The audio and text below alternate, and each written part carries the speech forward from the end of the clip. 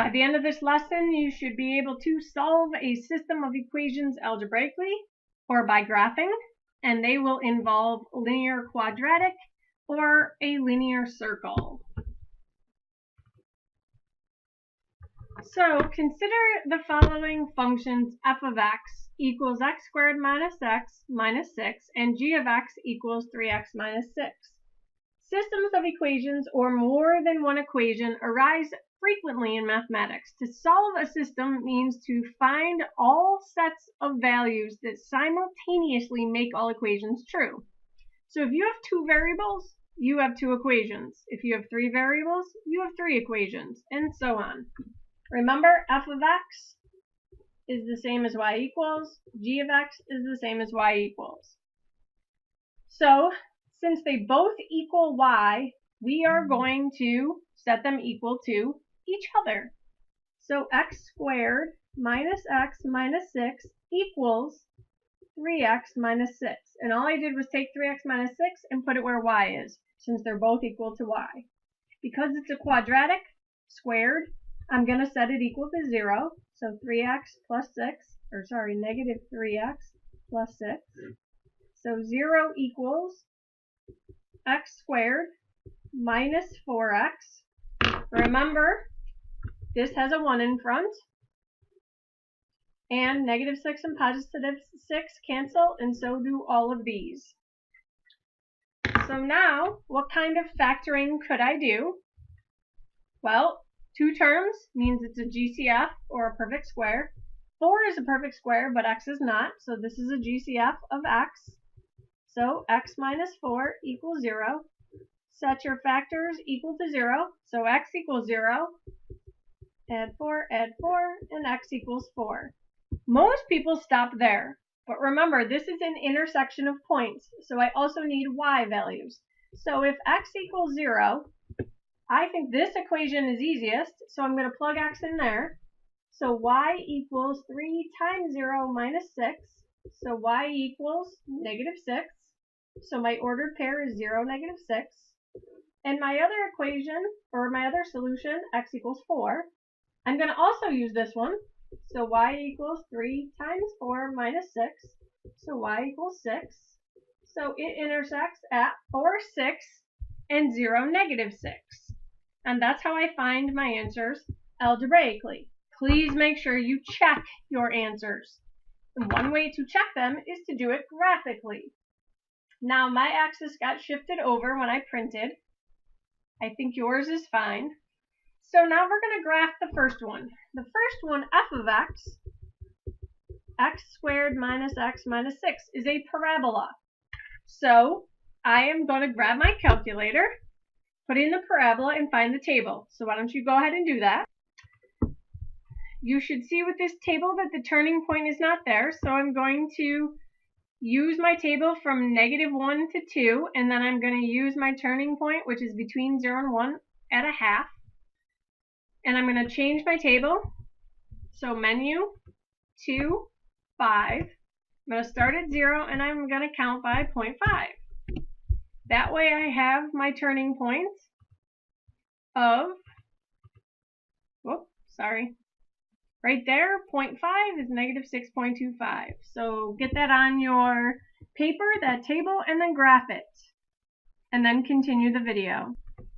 So you'll notice that I plotted those 5 points, and notice that's not very much of a graph. So I put in the zeros here. Now I have to graph the line. So go back to your calculator and get a table for your line. And then we have to make sure that those intersections are part of the graph. So go ahead and get that, pause the video, and then continue when you're ready. And hopefully this is what you got your graph to look like. I had to extend the parabola a little bit more so that that point of intersection was there. And I got them to intersect at 4, 6, and 0, negative 6. This axis line should be over. Hopefully on yours it is. So exercise number 2. So we have our line y equals 3x plus 1. So this is a line. The second one, though, has x squared and y squared. So this is a circle. So we can't set them both equal to y because a circle has y squared in it, and we do not want to get into square rooting things. So we are going to take what y equals, 3x plus 1, and put it in where y is. So we're going to take our equation of a circle, x squared plus, and instead of y squared, we're going to put what y equals, 3x plus 1, so we're substituting that in. It's still squared and equals 5. So now this is a binomial squared, so off to the side I'm going to use my box. Since these are the factors, I'm putting them on the outside, 3x plus 1, 3x plus 1. I knew that my box had 2 rows and 2 columns because 2 terms and 2 terms. Remember, squared, I cannot just square the parts. I have to write it twice and multiply. So I have 9x squared, positive 3x, and 1. So I have x squared plus 9x squared plus 3x plus 3x plus 1 equals 5. And I didn't combine them, but you could. Now remember, this has a 1 in front. So 1x squared plus 9x squared, these two give me 10x squared. These two give me 6x plus 1 equals 5. As soon as I have a squared, I want to get it equal to 0, so I'm going to subtract 5. So 10x squared plus 6x minus 4 equals 0. There is a GCF of 2, so I'm going to take out my 2, so 5x squared plus 3x minus 2 equals 0. Darn it! It's the hard kind of factoring, so again, off to the side, I'm going to do my AC. AC is negative 10, B equals 3. So my factors of negative 10 that equal 3 are 5 and 2. I need a positive 3, so a positive 5 and a negative 2. And again, I draw my box. This time I'm going the opposite way. So I'm starting on the inside, going out. So 5x squared plus 5x minus 2x minus 2. Remember, these are the x terms that give you the 3x. GCF, GCF, GCF, GCF. There we have our factors, so 5x minus 2 and x plus 1. Bring down your 2, set it equal to 0. So now I need to set all 3 of these factors equal to 0. So this one equals 0 and this one equals 0. Well, that first one is a big fat reject because 0 does not equal 2. Here I'm going to add 2 and divide by 5, so x equals 2/5.